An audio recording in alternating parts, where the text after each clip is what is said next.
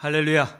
오늘은 내게 보여줄 땅으로 가라 라는 제목으로 말씀을 나누고자 합니다. 한번 따라해 보세요. 내게 보여줄 땅으로 가라. 내게 보여줄 땅으로 가라. 하나님이 아브라함을 부르셨습니다. 그런 다음에 뭐라고 말씀하셨죠? 너는 너의 고향과 친척과 아버지의 집을 떠나 내가 내게 보여줄 땅으로 가라, 이렇게 말씀하셨습니다. 그러고 나서 하나님께서 아브라함에게 이런 축복을 해주십니다. 내가 너로 큰 민족을 이루고 내게 복을 주어 내 이름을 창대하게 하리라. 너는 복이 될지라. 그런 다음에 또 무슨 축복을 하셨죠?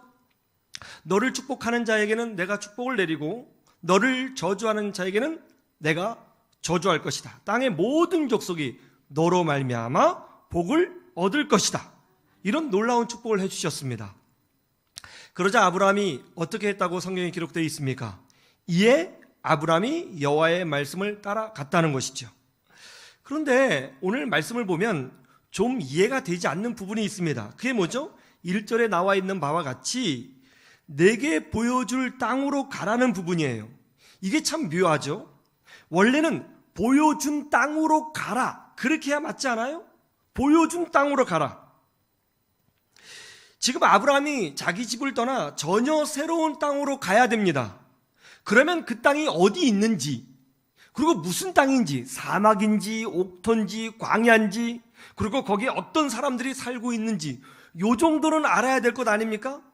그런데 하나님은 그런 정보를 아브라함에게 전혀 주지 아니하시고 내가 본 땅으로 가라고 하신 것이 아니라 보여줄 땅으로 가라고 말씀하십니다. 이게 정말 난감한 거죠. 만약 하나님의 말씀을 따라 보여줄 땅으로 갔더니 만약 거기가 사막이면 어떻게 하는 겁니까? 거기 갔어요. 갔더니 광야입니다. 그럼 어떻게 되는 거죠? 거기 아주 무시무시한 사람들이 살고 있으면 어떻게 되는 거죠? 적어도 그 땅이 어느 땅인지 정보를 알아야 마음에 결단하고 떠날 것 아닙니까? 본 적도 없어요. 어느 방향인지도 몰라요. 보여줄 땅으로 가야 되는 거예요. 자기 인생을 걸고 고향을 떠나 새로운 땅으로 가야 되는데 거기에 대한 정보가 하나도 없는 거죠. 아니, 보여준 땅으로 가라고 해도 갈까 말까인데, 그렇죠, 보여줄 땅으로 가라니요. 온 가족을 이끌고 자기 전 인생과 생명을 걸고 보여줄 땅으로 가라고요? 확인도 안 된 곳에? 이거 정말 쉬운 일 아닐 겁니다. 오늘 우리 중에도 미래가 불안한 사람들이 있을 것입니다. 먹고 사는 문제, 자녀 진로의 문제, 건강의 문제로 미래가 두려우신 분들이 있을 것입니다. 아브라함도 그랬을 거예요. 보여준 땅이 아니라 보여줄 땅으로 가라 하시니 그 미래가 얼마나 불안했겠습니까? 하나님은 왜 아브라함이 불안해함에도 불구하고 보여준 땅으로 가라고 하지 아니하시고 불확실하게 보여줄 땅으로 가라고 하셨을까요? 그 이유는 이겁니다. 아브라함에게 분명히 가르쳐주고 싶은 부분이 있어서 그런 거예요. 그게 뭐죠? 하나님만 계시면 이것을 가르치고 싶으신 것입니다. 한번 볼까요? 창세기 12장 10절 한번 보시죠. 창세기 12장 10절 같이 보죠. 시작. 그 땅에 기근이 들었으므로 아브라함이 애굽에 거류하려고 그리로 내려갔으니 이는 그 땅에 기근이 심하였음이라. 아니 보세요. 아브라함이 하나님 말씀에 순종해서 그 땅에 갔어요. 보여줄 땅으로 갔어요. 어떤 땅이었죠? 기근이 심한 땅이었어요. 먹고 살기 힘든 땅이었어요. 이거 정말 기가 막힌 일이죠. 아니 어떻게 이런 일이 있을 수 있어요? 목숨을 걸고 가족을 데리고 보여줄 땅으로 갔어요. 그랬더니 거기는 척박한 땅이었어요. 먹고 살 만한 땅이 아니었어요. 죽을 땅이었어요. 너무 힘든 땅이었어요. 기근이 있는 땅이었어요. 아브라함이 무슨 생각을 했을까요? 아니 이게 뭐지? 하나님 말씀 따라서 왔는데 아니 왜 이 땅이 이런 거지? 고작 이 정도인가? 내가 지금 실수한 건가? 왜 믿음으로 살았는데 내 인생에 기근이 온 것이지? 내가 눈으로 확인하지 않고 온 것이 실수다. 이런 생각하지 않았겠어요? 그래서 아브라함이 어떻게 했어요? 아브라함이 남쪽에 있는 이집트로 도망을 갑니다. 그런데 여러분, 이집트는 어떤 땅이죠? 이집트는요, 당시 세계 모든 권력과 힘을 가지고 있는 그런 나라였습니다.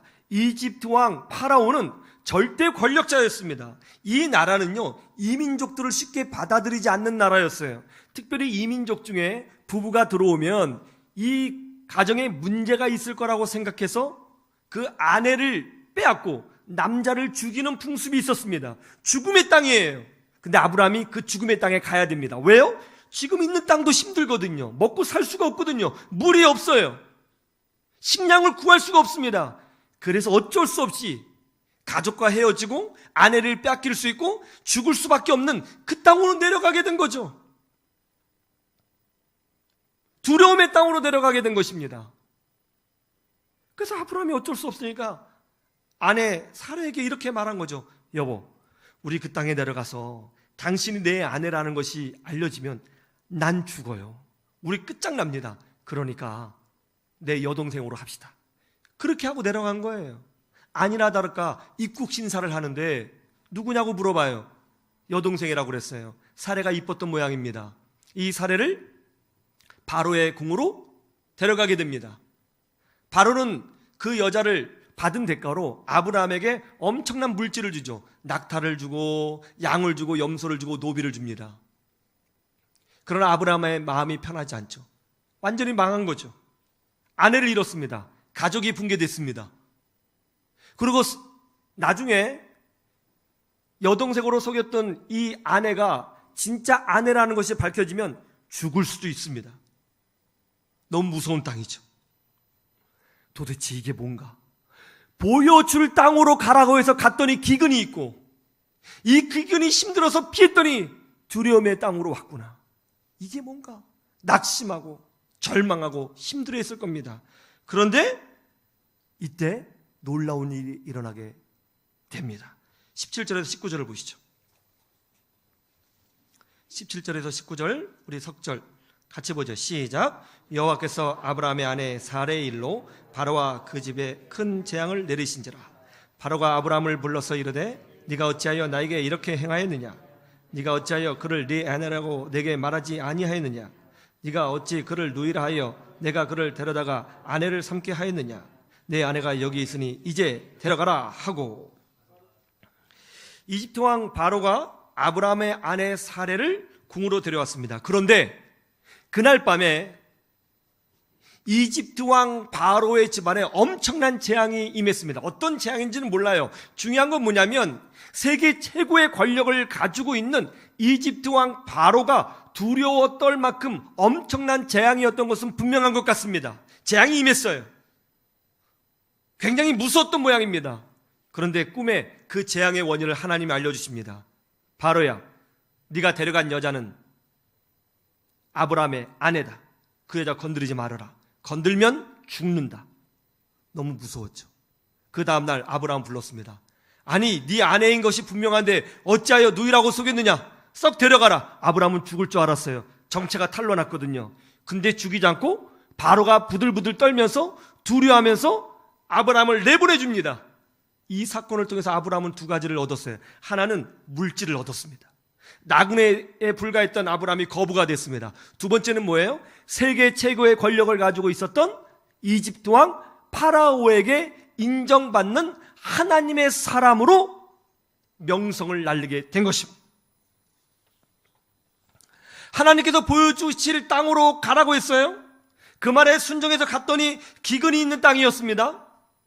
그 기근을 피해서 이집트 땅으로 들어갔어요. 그 땅은 두려움의 땅이었습니다. 그런데 그 기근의 땅과 그 두려움의 땅이 축복의 땅이 되었습니다. 왜요? 그 땅이 좋아서가 아니라 하나님이 아브라함과 함께 하셨기 때문에 그런 것입니다. 이게 굉장히 중요한 거죠. 미래를 보고 가느냐 모르고 가느냐, 미래에 먹고 살 것을 다 얻어놨느냐 얻어나지 못했느냐, 이건 중요한 게 아니라는 거죠. 성경의 말씀에 따르면, 성경의 말씀에 따라서 가장 중요하고 확실한 것이 뭐냐면 하나님이 함께 하시는 인생이냐 아니냐, 이게 중요하다는 거죠. 땅의 기근의 땅이냐 옥토냐 두려움의 땅이냐, 그건 중요하지 않다는 거예요. 우리도 마찬가지예요. 하나님이 여러분과 함께 계시고 하나님이 여러분의 인생을 이끌고 계시다면 물론 여러분의 삶에서 기근을 경험하고 두려움을 경험하겠지만 그것이 변하여 기적의 땅이 되고 축복의 땅이 되는 줄로 믿습니다. 이것이 바로 예수 그리스도를 나의 구주로 고백하는 신자들이 가지고 있는 놀라운 영적 특권인 거예요. 출애굽기 14장을 한번 보시죠. 출애굽기 14장 1절에서 2절 보겠습니다.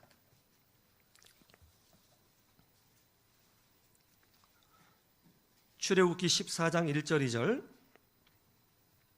같이 한번 볼까요? 시작. 여호와께서 모세에게 말씀하여 이르시되 이스라엘 자손에게 명령하여 돌이켜 바다와 믹돌 사이에 비하이롯 앞 곧 바알스본 맞은편 바닷가에 장막을 치게 하라.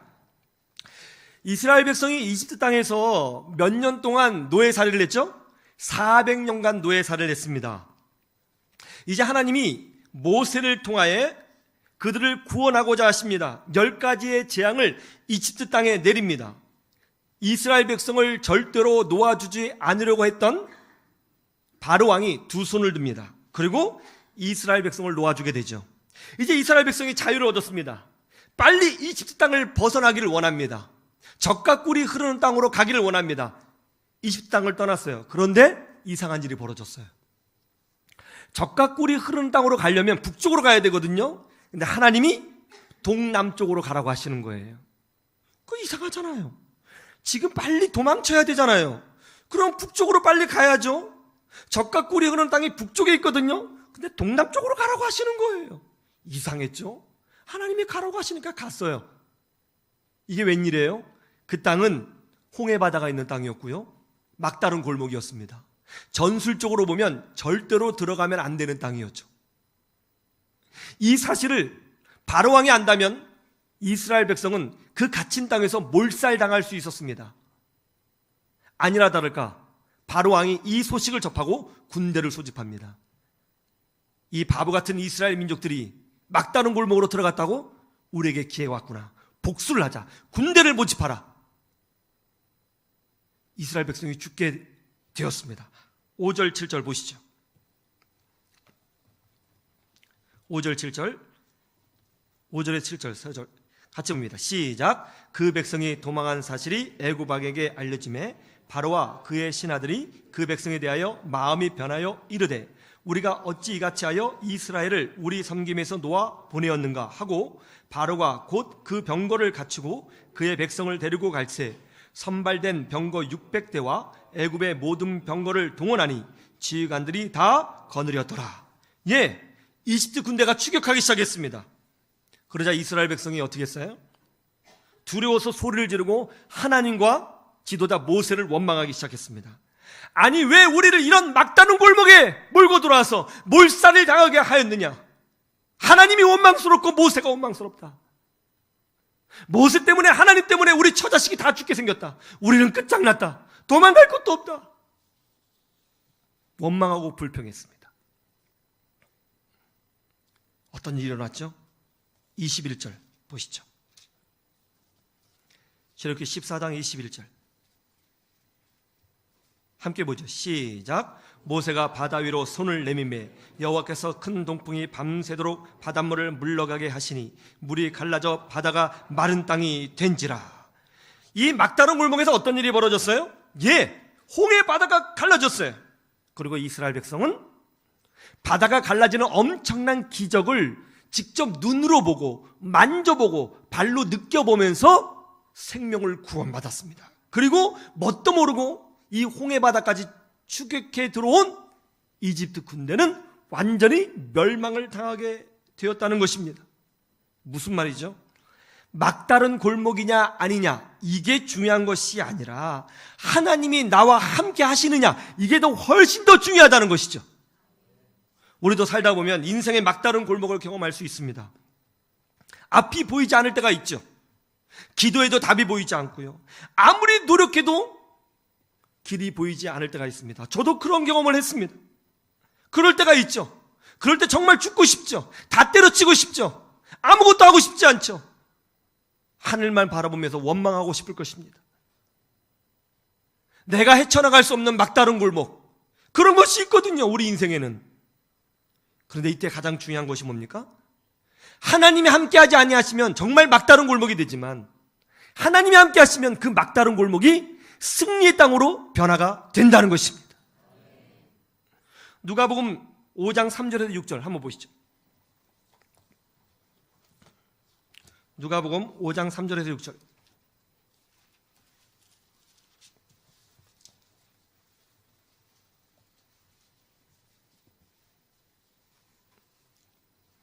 누가복음 5장 3절에서 6절, 우리 넉절인데 같이 보죠. 시작. 예수께서 한 배에 오르시니 그 배는 시몬의 배라. 육지에서 조금 떼기를 청하시고 앉으사 배에서 무리를 가르치시더니 말씀을 마치시고 시몬에게 이르시되 깊은 데로 가서 그물을 내려 고기를 잡으라. 시몬이 대답하여 이르되 선생님, 우리들이 밤이 새도록 수고하였을 때 잡은 것이 없지만은 말씀에 의지하여 내가 그물을 내리이다 하고 그렇게 하니 고기를 잡은 것이 심이 많아 그물이 찢어지는지라. 아멘. 베드로가 갈릴리 바다에서 물고기를 잡으며 살고 있었습니다. 베드로에게 갈릴리는 어떤 땅이었을까요? 바로 실패의 땅이었습니다. 좌절의 땅이었습니다. 차별의 땅이었습니다. 아무것도 없는 것이 없는 허망한 땅이었습니다. 밤이 새도록 물고기를 잡으려고 했어요. 잡을 수가 없었어요. 눈에 보이는 현실은 엉망이었습니다. 아무리 노력해도 소득이 없는 땅이었습니다. 그런데 그때 베드로의 배에 타고 계신 예수님께서 말씀하십니다. 깊은 데로 가서 그물을 내려라. 여러분, 깊은 곳은요, 눈으로 볼 수 없는 곳이죠. 눈으로 확인할 수 없는 것이죠. 보인 땅이 아니라 보여줄 땅이죠. 내가 확인하지 못한 땅이니까. 베드로 눈으로 보기에는 모든 것이 허망해 보였을 것입니다. 그런데 놀라운 일이 벌어지죠. 우리들이 밤이 새도록 얻은 것이 없지만은 말씀에 의지하여 그물을 내리리이다. 이게 무슨 말이죠? 눈으로 보기에는 희망이 없지만, 눈으로 보기에는 실패할 것 같지만, 눈으로 보기에는 뭔가 확인된 것이 없지만 예수님이 계시기 때문에 한번 해보겠습니다. 그리고 그물을 내렸어요. 어떻게 됐어요? 그물이 찢어질 만큼 엄청난 물고기를 잡았다는 것이죠. 실패의 땅에, 허망한 땅에, 아무 소득도 없는 땅에 예수님이 계시자 그 땅이 축복의 땅, 승리의 땅, 위로의 땅, 기적의 땅으로 변화가 되었다는 것입니다. 여러분 인생의 배에 예수님이 타고 계십니까? 주님이 여러분과 함께하고 계십니까? 예수님이 여러분의 가정의 주인이 되세요? 예수님이 여러분 자녀의 주인이 되세요? 예수님이 여러분의 인생 계획의 주인이 되세요? 우리는 미래를 알 수가 없어요. 그러나 우리는 미래를 두려워하지 않습니다. 왜냐하면 우리는 이런 확신이 있거든요. 하나님이 함께 하시면 그것으로 충분하다. 이것을 알고 있기 때문에 우리는 미래를 두려워하지 않습니다. 이것이 우리의 신앙이 되어야 되는 줄로 믿습니다. 그런데 오늘날 그리스도인들은 어떻습니까? 하나님이 함께 하시는 것을 구하지 않아요. 오늘날 그리스도인들의 특징이 뭐냐면 지극히 시각적이에요. 지극히 눈에 의지해요. 감각적인 것을 따라가요. 보여줄 땅이 아니라 보인 땅을 따라가기를 원해요. 화려한 건물, 화려한 직장, 눈에 만질 수 있는 어떤 확실한 담보물, 내 눈으로 확인된 그 무엇, 그것을 따라가는 거죠. 물론 그거 중요합니다. 우리 눈에 보이는 거 있어야죠. 확신한 거 가지고 있는 거, 이것도 축복입니다. 그런데 이 모든 축복 이외에 더 강력한 축복을 하나 가지고 있어야 되는데 그게 뭐냐면 하나님이 함께 하심이에요. 그 땅이 옥토면 무엇합니까? 그 땅이 확실한 담보물이면 무엇합니까? 하나님이 계시지 않으면, 성경의 말씀에 따르면 아무것도 아니라는 거예요. 그러나 그 땅이 기근의 땅이고 두려움의 땅이고 아무것도 얻은 것이 없는 허망한 땅일지라도 거기에 하나님이 계시면 그 기근의 땅이 변하여 축복의 땅이 되고 기적의 땅이 되고 승리의 땅이 된다는 거죠. 이것을 아는 것이 지혜의 근본 아니겠습니까? 여러분 이 찬양 아시죠? 주는 나를 기르시는 목자예요. 주는 나를 기르시는 목자요.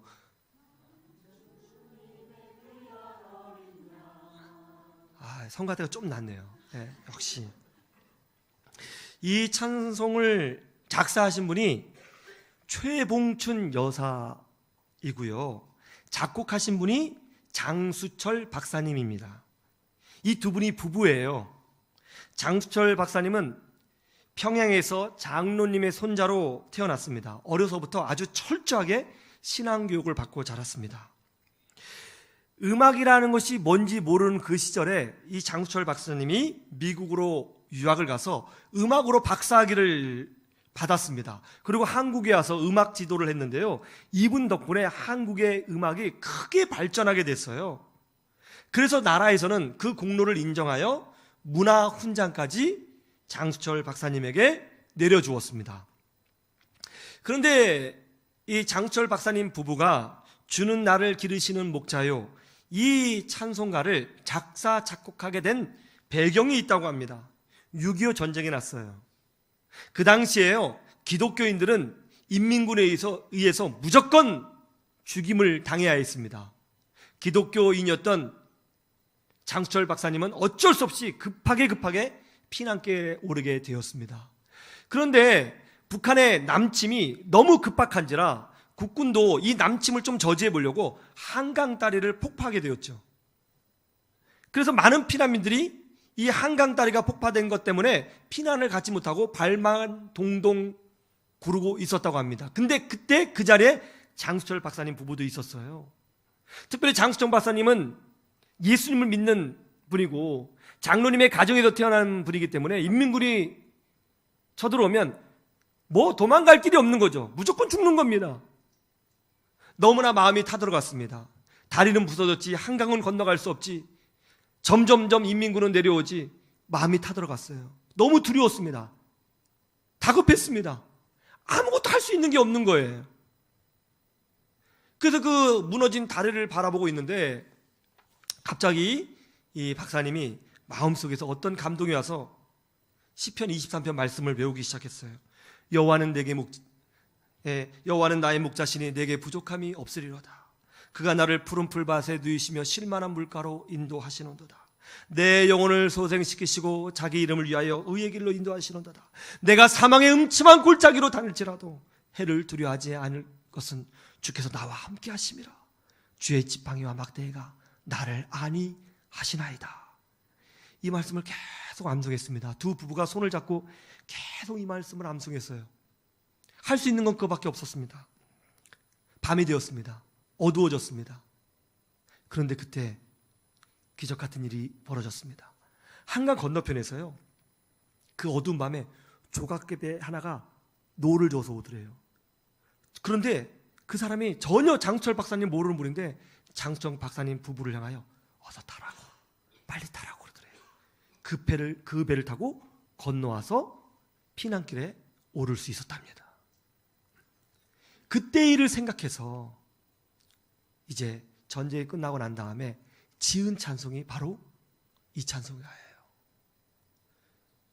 주는 나를 기르시는 목자요, 나는 주님의 귀한 어린 양. 이 찬양을 작곡하게 된 것입니다. 앞이 보이지 않습니까? 두려워할 이유가 없습니다. 하나님이 함께 하시면 기근의 땅이 기적의 땅이 됩니다.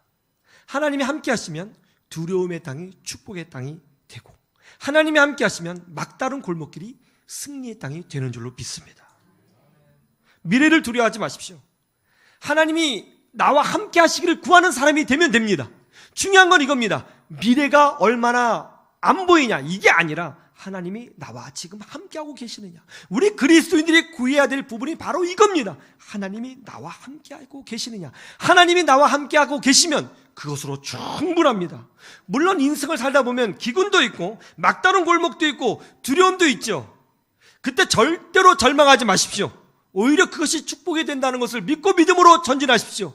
우리는 보여준 땅으로 가는 자가 아니라 보여줄 땅으로 가는 자입니다. 하나님이 계시기 때문에 보여줄 땅이 행복한 사람들인 것입니다. 이 믿음으로 승리하시기를 주님의 이름으로 축원합니다.